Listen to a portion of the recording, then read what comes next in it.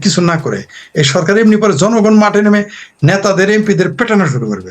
শুধুমাত্র ওয়াকার এখন গেলে আপনি বলেন নামবে, শুধু ওয়াকারকে যাইতে বল, কেন ওয়াকার যায় না? কেন ওয়াকার ঘরে ফেরত যায় না? ওয়াকার সাহেব যাইতে বলেন। মানে সরকারের পশ্চাৎদেশ থালে বিলে এরকম হয়ে গেছে অবস্থা। পরিস্থিতি তো দেশে ভালো না। আমি বললাম তো, আওয়ামী লীগ যদি আন্দোলন নাও করে এই সরকার 2 বছর পরে একলাই পড়ে যাবে। এমনি উস টাকায় পড়ে না মানুষ, মুস টাকায় পড়ে যাবে এই সরকার। কারণ এই দেশের অর্থনৈতিক অবস্থা আসলেই ভালো। আওয়ামী লীগ আন্দোলন না করলেও জনগণ যে কোনো সময় রাস্তায় নেমে যাবে, এটাই যে কোনো সময় না। ওয়াকারকে আওয়ামী লীগ যদি আন্দোলন নাও করে, ভাই আমার আওয়ামী লীগের জন্য জনগণ অপেক্ষা করতেছে, আওয়ামী লীগের সাধারণ কর্মী নেতারা অপেক্ষা করতেছে। সাধারণ নেতারা যদি ঘোষণা না দেয়, আওয়ামী লীগের কর্মী মাঠে নেমে যাবে। তেমনি আওয়ামী লীগের নেতা কর্মীও যদি মাঠে না নামে, জনগণ মাঠে নেমে যাবে। আপনার কয়দিন আপনি পিটিয়ে আপনি ঠিক রাখবেন পেটে ভাত না থাকলে? কয়দিন আপনি পিটিয়ে আপনি ঠিক রাখবেন? পেটে তো ভাত থাকতে হবে ভাই। আমি বললাম তো, যদি 2 বছর 3 বছর যদি আওয়ামী লীগ কিছু না করে এই সরকার এমনি পরে জনগণ মাঠে নেমে নেতাদের এমপিদের পেটানো শুরু করবে। শুধুমাত্র ওয়াকার এখন গেলে আপনি বলেন নামবে, শুধু ওয়াকারকে যাইতে বল, কেন ওয়াকার যায় না? কেন ওয়াকার ঘরে ফেরত যায় না? ওয়াকার সাহেব যাইতে বলেন। ওই বিভিন্ন ছলে বলে, মানে কি খলের নাকি ছলের অভাব হয় না দেশে, তো খল এক এক ছলে তিনি আছেন। তাকে শুধু যাইতে বলেন। আওয়ামী লীগ লাগবে না, ছাত্রলীগ লাগবে না। দেখেন আমাদের ডাকে কত, আপনার ডাকে কত লোক আসে। আপনি দেখেন, আপনি একটা ডাক দিলেও বাংলাদেশে এমন একটা অবস্থা হয়ে গেছে, আপনি ডাক দিলেও 1000 লোক নামবে, আমি ডাক দিলেও 2000 লোক নামবে। তাহলে মানুষের অবস্থা কি বুঝতে পারে? শুধু সেনাবাহিনীর ভয় পাইতেছে, শুধু এই ওয়াকার জানে যারা পেটাবে। আওয়ামী লীগ লাগবে না, ছাত্রলীগ লাগবে না, যুবলীগ লাগবে না, কৃষি লীগ লাগবে না, কাউকে লাগবে না, স্বেচ্ছাসেবক লীগ লাগবে না, কাউকে লাগবে না। শুধু ওয়াকারকে যাইতে বলেন। দেখেন পাবলিক কিভাবে পেটানো শুরু করে। আমার ভাবির পোলা আছে না 6টা এমপি, যেই দিন ওয়াকার চলে যাবে 1 সপ্তাহের মধ্যে পাবলিক এদের পেটাবে। 1 সপ্তাহের মধ্যে জনগণ এদের পেটাবে। আপনি লিখে রাখেন আমার কথা আপনি আপনার নোট খাতায় তারিখ দিয়ে, প্রিয় দর্শক যারা দেখতেছেন, আমার কথাটা প্রত্যেকে নোট করে রাখেন। 1 সপ্তাহ শুধু ওয়াকার বলবে, আমরা শুধু ওয়াকার ঘোষণা দেবে বাংলাদেশ সেনাবাহিনী বেড়াকে ফিরে গেছে, নির্বাচিত সরকার, সো-কল্ড যদিও আমাদের দৃষ্টিতে নির্বাচিত সরকার দেশ চালাবে। 7 দিনের মধ্যে ভাবির পোলাদের পেটানো শুরু করে পাবলিক। 7 দিনের মধ্যে জামাত দৌড়ানি খাবে, এমপিরা এলাকায় যেতে পারবে না, এখনই যেতে পারে না, দৌড়ানি খাওয়া শুরু করবে। পাবলিক পেটাবে এদের। ছাত্রলীগ আওয়ামী লীগ লাগবে না, বিশ্বাস নয় বেড়াকে ফিরে যেতে বলেন। শুধু সেনাবাহিনীর ভয়ে পুলিশ তো কিছু বলবেই না, পুলিশ তো রেডি হয়ে আছে। আমি একটা জিনিস আপনাকে বলে দেই, ছাত্রলীগ লাগবে না, আওয়ামী লীগ লাগবে না, যুবলীগ লাগবে না, স্বেচ্ছাসেবক লীগ লাগবে না, আপনার আমার লাগবে না। বাংলাদেশে যে পুলিশগুলো আছে না, এমন ছেঁচা দেবে এই যারা এখন ক্ষমতায় আছে, আর যারা আমার ভাবির পোলারা, এদের যে কি পরিণতি হবে, পুলিশে কি করবে, গুলি করে মেরে ফেলবে পুলিশ এদের। দেখবেন এমপি টেমপি মেরে ফেলছে, গুলি করে মেরে ফেলছে। এই 6 জন আছে না আমার ভাবির পোলা, 6টারে গুলি করে মেরে ফেলবে বাংলাদেশের পুলিশ 1 বছর যদি এইভাবে থাকে। আর 1 বছর আমি বলে দিলাম আপনাকে, শুধু সেনাবাহিনীকে বেড়া করে দিতে। ফরিদ ভাই আরেকটা কমেন্টও এফাকে নিয়ে নেই। সেটা হচ্ছে, দর্শক বলছেন 24-এর 36 জুলাই দেখে বিএনপির শিক্ষা নেওয়া উচিত। আপনার কি মনে হয় বিএনপি শিক্ষা নিয়েছে? বিএনপি শিক্ষা কেন নিবে? বিএনপি তো নিজেই 36 জুলাইয়ের সন্ত্রাসের অংশ। বিএনপি নিজেই মৌলবাদী শক্তি। বিএনপি কেন শিক্ষা নেবে? বিএনপি তো এই কামেরই। বিএনপি কি শিক্ষা নেবে? ওদের যদি শিক্ষাই নিত, তাদের 36 জুলাই ঘটতোই না, এই সন্ত্রাসী ঘটতো না। তারা গণতান্ত্রিক উপায়ে আসতো, তারা আন্দোলন করে আসতো, এইভাবে বাইপাস করে মুসলেকা দিয়ে সন্ত্রাসের মাধ্যমে তো আসতো না। বিএনপি কেন শিক্ষা নেবে? বিএনপি কি শিক্ষা নেওয়া রাজনৈতিক দল? বিএনপির কাজই তো মুক্তিযুদ্ধের বিরোধিতা করা। বিএনপির কাজই তো মুক্তিযুদ্ধের বিরোধীদের পৃষ্ঠপোষকতা দেওয়া। বিএনপির কাজই তো মুক্তিযুদ্ধের পক্ষের যত স্মারক আছে তা ধ্বংস করা। বিএনপির কাজ কি? শুধু ক্ষমতায় আসা, মুক্তিযুদ্ধ পক্ষের দলকে ঠেকায় রাখা। বিএনপি কারা করে? বিএনপি হলো তারা যারা আওয়ামী লীগ করে না। ওটা হচ্ছে আওয়ামী লীগ বিরোধী একটা প্ল্যাটফর্ম, একটা ক্লাব। সেখানে তো তারা এই কাজ করবেই। আর তো শিক্ষা নিবে কেন? বিএনপি যদি শিক্ষা নিত তাহলে তো আওয়ামী লীগ নিষিদ্ধ করতো না। বিএনপি যদি শিক্ষা নিত তাহলে তো ছাত্রলীগ নিষিদ্ধ করতো না। শিক্ষা তারা নাই, কারণ এই তাদের কপালে বহু শনি আছে। জি, ধন্যবাদ। ফরিদ ভাই, বাংলাদেশের মংলা বন্দর পরিচালনার দায়িত্ব চীনকে দিতে চলেছে সরকার। ভারতীয় গণমাধ্যম সংবাদ প্রতিদিন বলছে, বঙ্গোপসাগরের মংলা বন্দরে চীনা আধিপত্যে সিঁদুরে মেঘ দেখছে দিল্লি। আপনার কি মনে হয় দিল্লি সিঁদুরে মেঘ দেখছে? ফরিদ ভাই, দিল্লি সিঁদুরে মেঘ দেখছে কিনা জানি না, কিন্তু বাংলাদেশের কপালে যে শনি লাগবে এটা আমি নিশ্চিত। কারণ চীন কিন্তু সি প্যাক করেছিল আপনার পাকিস্তানে, সেই সি প্যাকের পরিণতি কি আমরা সবাই জানি।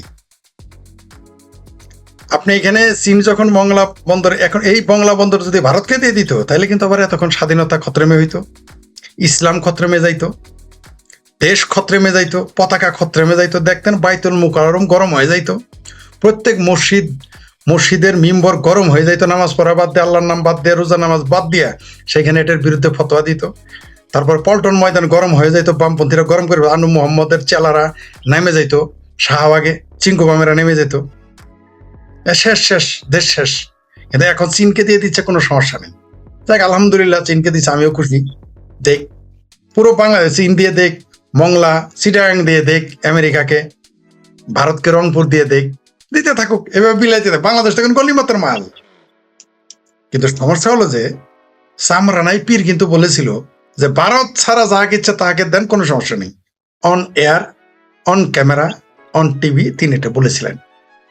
তো যেহেতু ভারতকে দেয় নাই, তাহলে বাংলাদেশের জনগণ মেনে নেবে, কোনো সমস্যা নেই। কিন্তু দুইখান কথা হইলো, তাতেও সমস্যা ছিল না দিয়ে দেওয়ার কারণে। এটা যত না ভারত উদ্বিগ্ন, দিল্লি উদ্বিগ্ন, তার সাথে কিন্তু উদ্বিগ্ন হবে ওয়াশিংটন। এই বোধ যাদের নাই তারা কিছুদিনের মধ্যেই বুঝতে পারবেন, কিছুদিনের মধ্যেই দেখতে পারবেন। যারা আমার দিল্লির উদ্বিগ্ন হওয়া লাগবে না। চায়নার যত প্রভাব বাংলাদেশে বাড়বে, আমেরিকার তত মনক্ষুণ্ণ হবে, তত আমেরিকা আমাদের বিরোধিতা করবে। আমেরিকার সাথে কি কি চুক্তি করে আসছে আমরা কিন্তু জানি কম বেশি, যদিও সেটা ছিল যে গোপন চুক্তি, কিন্তু এখন অনেক কিছু আমরা জানি।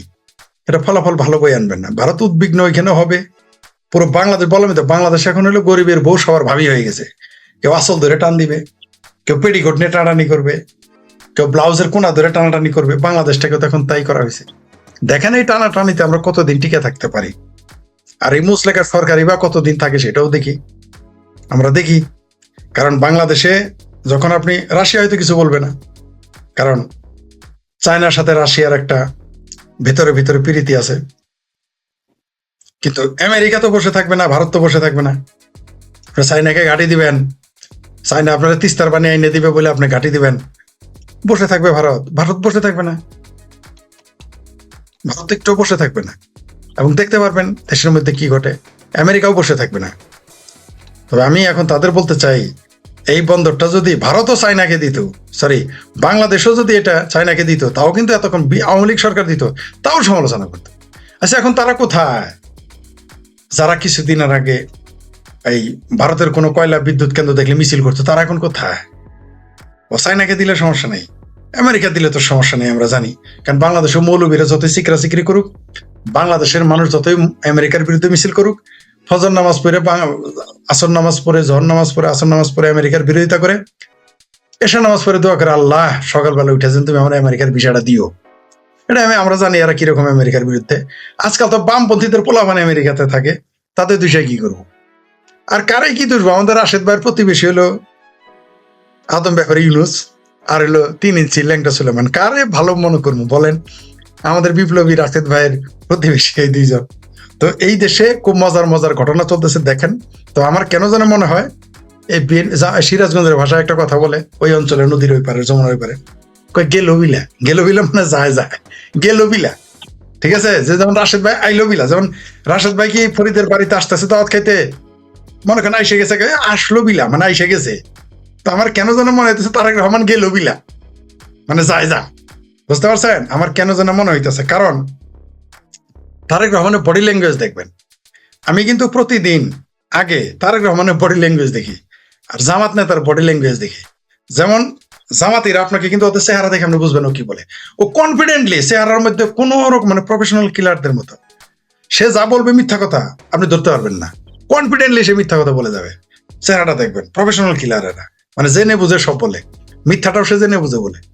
তাই ওদের বুঝবেন না আপনি। তো ওদের চেহারা তো দেখি কেমন। তারেক রহমানের চেহারা দেখলেই বোঝা যায় উনি যে মুসলেখা, এই যে আমি তার নাম দিয়েছি মুসলেখা সরকার, এখন তো আপনারা বলা শুরু করছেন, আগে তো আপনারা 2 সেট পারলে আপনারা একটু মনে হবে এইটি কি কয়। ঠিক আছে, অবশ্য রাশেদ ভাইরা তার নাম দিয়েছে নাকি কি প্রধানমন্ত্রী যেন, আরে পরাধীন প্রধানমন্ত্রী। ভাই পরাধীন প্রধানমন্ত্রীও কিন্তু স্বাধীনতা ঘোষণা দিতে পারে, কারণ পরাধীন আপনি বললাম আমি স্বাধীনতা ঘোষণা করলাম, কিন্তু মুসলেখা কিন্তু কোনোদিন স্বাধীনতা ঘোষণা করতে পারে না। পরাধীন আপনি তো তারা উন্নত, তারা তো আপনারা জাতে তুলছেন, আমি অত জাতে তুলতে রাজি না। আপনারা তো তুলবেনই, কারণ আপনারা 3 ইঞ্চির প্রতিবেশী, ল্যাংটা ছেলে আর হইলেন এই আদম ব্যাপারী ইউনুসের প্রতিবেশী, আপনারা তো একটু টান থাকবে ওইদিকে। যাই হোক, সেটা অন্য বিষয়। এখন যেটা বলতেছি, এই যে চীনকে যে করিডোর দিল, আর করিডোরও কিন্তু দিবে, শুধু মংলা বন্দর না, মার্শাল্লাহ করিডোরও দিয়ে দিবে। এই করিডোর দিতে দিতে তারা নিজের যাওয়ার আর ডোর খুঁজে পাবে না, বুঝতে পারছেন? করিডোর দিতে দিতে নিজের ডোরিমন হয়ে যাবে, ওই কার্টুন ছবির ডোরিমন হয়ে যাবে কিছুদিনের মধ্যে তারেক রহমান, খুঁজেই পাবেন নাকি। তবে আমাদের বাংলাদেশ একদিকে জঙ্গিবাদ, এই যে কালেমার পতাকার নামের ফাত্রামি করে বাংলাদেশকে জঙ্গিবাদের চেহারা দিয়ে দিল। ঠিক তার আগেই আপনার চ্যানেলও বলেছি, অন্য জায়গাও বলেছি, ঠিক তার আগেই আপনার ইসরায়েলের রাষ্ট্রদূত বললো বাংলাদেশে হামাসের ঘাঁটি আছে, যদিও সে সরাসরি ঘাঁটি শব্দ বলে নাই, বলছে এখানে তাদের কার্যক্রম আছে। তো রাষ্ট্রদূত তো এইভাবে ভাষাতেই বলবে, রাষ্ট্রদূত তার বলবে না বাংলাদেশ যে আমরা 7 জিটার খাইয়া ভালামো, এরকম ফাতরা না তো তারা, তারা তো কূটনৈতিক জ্ঞান আছে, তাই বলেছে এখানে কার্যক্রম আছে। বিষয় ওইখানে কথা, বুঝতে পারছেন? পাত্রী দেখতে যাইতেছি কেউ বলে বটা করে নিয়ে, ওরকম আর কি। জি ফরিদ ভাই, দর্শক কমেন্ট করেছেন, কমেন্টটা একটু নিয়ে নেই, কমেন্ট গুলো হারাই যায়, আমি পরে খুঁজে পাই না, বহুদূর চলে যায়। দর্শক বলছেন ভারত উদ্বিগ্ন নয়, আমেরিকার সঙ্গে নন ডিসক্লোজার এগ্রিমেন্ট করার পরে চীনকে বাংলাদেশকে ঢুকতে দেওয়ার কারণে আমেরিকা নিজে বাংলাদেশকে গাঁজা বানিয়ে দেবে, এই ধরনের একটা কমেন্ট করেছেন একজন দর্শক। যিনি কমেন্টটা করেছেন অত্যন্ত গুরুত্বপূর্ণ কমেন্ট, গুরুত্বপূর্ণ মন্তব্য তার এই এক বাক্যই যথেষ্ট। বাংলাদেশে কি হবে এক বাক্যে বোঝা যাচ্ছে। তিনি স্ট্রেট বলে দিয়েছেন, কোন রকম ফাতরামি করেন নাই, কোন রকম কূটনৈতিক ধার ধারেন নাই, ডক্টর ইউনূসের মতো স্ট্রেট কাট বলে দিয়েছেন, এবং ওনার কথা সত্য।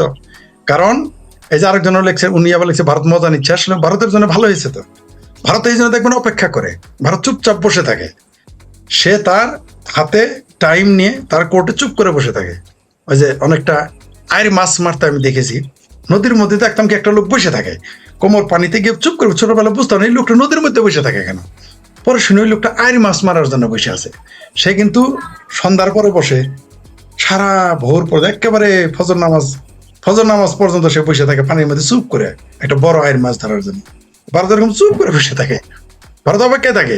আমরা তো পুঁটি মাছ, দারকিনা মাছ, চেলা মাছ, ঢেলা মাছ, ফেঁকা মাছ, ভুইটা মাছ, গোছই মাছ, লাইটটা মাছ ধরার জন্য বসে থাকি।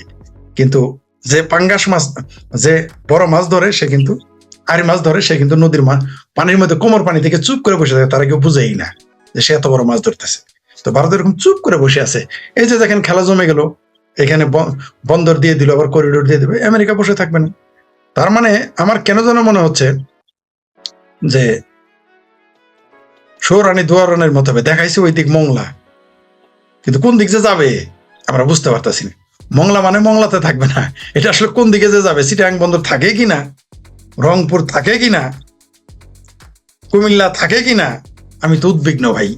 এবং এটা কে করবে জানেন? আমেরিকা যার বন্ধু হয় তার কি আর শত্রু দরকার আছে? আমাকে এটা বুঝায় বলেন।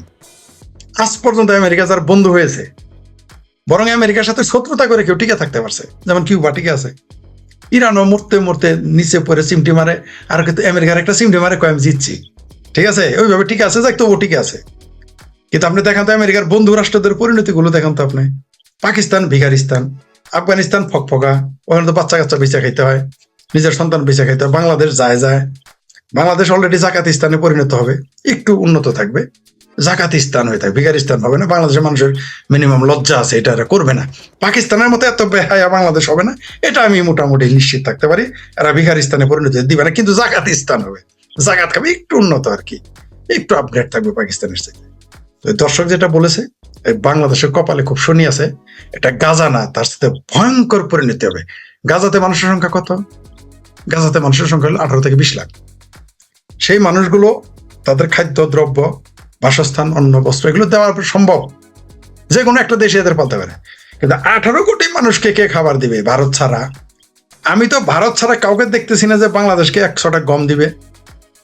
এই যে তুরস্ক রোহিঙ্গাদের এত লম্বা লম্বা কথা বললো, জীবনে কোনদিন শুনছেন রোহিঙ্গাদের 10 টাকা দিচ্ছে? কিন্তু 20 কোটি টাকা কিন্তু ঢাকা বিশ্ববিদ্যালয়ের মসজিদের জন্য দিচ্ছে, এই যে শিবিরের জঙ্গিদের জন্য দিয়েছে না? এরা হলো সবাই জাতে মাতাল, তাহলে ঠিক। তবে বাংলাদেশের কপালে খুব শনি আছে, শুধু শনি হলেই চলবে না, শনি রবি সোম মঙ্গল বুধ বৃহস্পতি শুক্র সবই লেগে যাবে।